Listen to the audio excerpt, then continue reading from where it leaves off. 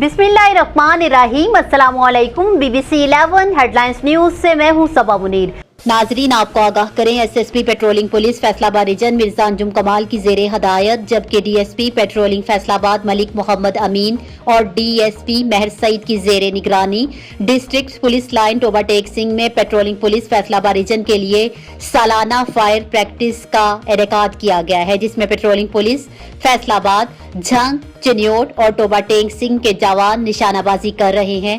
Fire practice کا مقصد patrolling police کی پیشہ ورانہ صلاحیتوں کو مزید اجاگر کرنا ہے۔ پٹرولنگ پولیس کی زیر استعمال اسلحہ ایمونیشن کا اندازہ لگایا جائے گا۔ اس حوالے سے ضلع پٹرولنگ پولیس کے آرمر اور ایلیٹ فورس کے تربیت یافتہ سٹاف کو بھی ذمہ داریاں سونپ دی گئی ہیں۔